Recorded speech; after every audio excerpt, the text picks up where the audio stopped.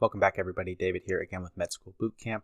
So in this next video, we're going to talk about a fairly rare condition that can cause renal stones, and this is that of cystine stones.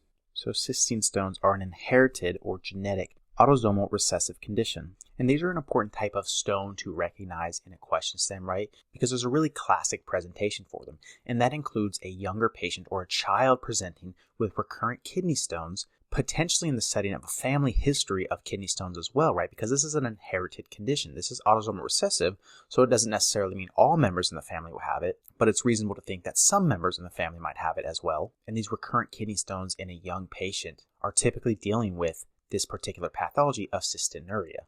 The pathophysiology of this condition includes a defect in the PCT reabsorption of particular dibasic amino acids. Specifically, these include things like cysteine, ornithine, lysine, or arginine. And if you draw your attention to our image over here, you can see these various amino acids sometimes are abbreviated as COLA because COLA is the first letter of each one, are typically able to be reabsorbed in the PCT and ultimately into the body.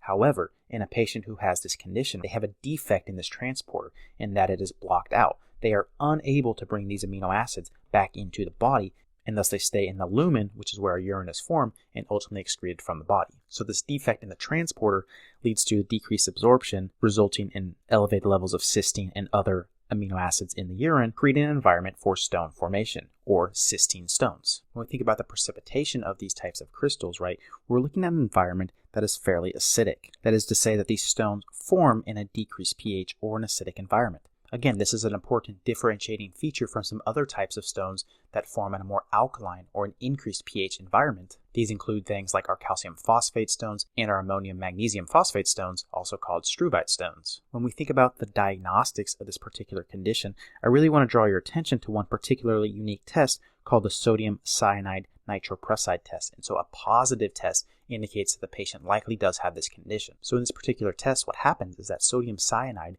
is added to the urine sample, which destroys disulfide bonds and ultimately turns one molecule into two separate molecules.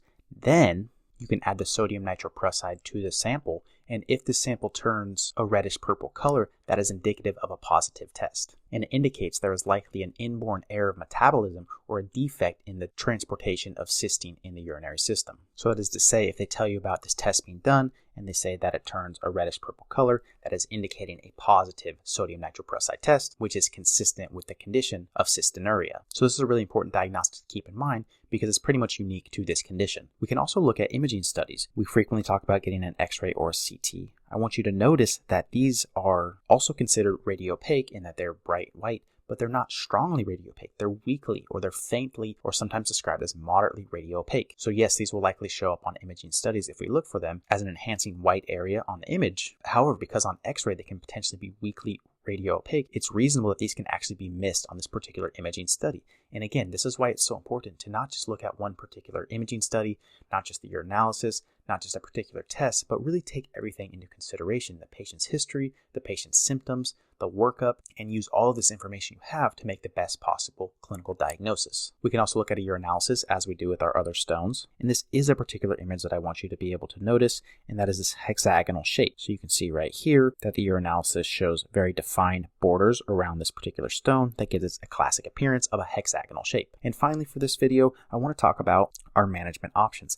Again, we said that this involves a acidic environment, right? That's most commonly going to form in an acidic environment. And so doing the opposite by alkalinizing the urine or creating a more basic environment can potentially be helpful for treating these patients or managing their symptoms. We can also consider things such as a low sodium diet in addition to chelating agents such as penicillamine. And the reason is that this can actually bind with cysteine, which can ultimately increase its solubility in the urine. So just to summarize for this video here, this condition involves a defect in the PCT or the reabsorption of dibasic amino acids, leaving more of them in the urine, particularly cysteine, that can then form stones. The precipitation includes a fairly acidic environment, and our diagnostic steps includes imaging studies such as X-ray, CT, urinalysis, but also this pretty unique sodium cyanide nitroprusside test. A positive test would indicate that the sample turns a reddish purple color. When we think about the management options, we're going to think about changing the environment by alkalinizing the urine, decreasing the sodium, or using a chelating agent that can then bind to the cysteine and increase its solubility.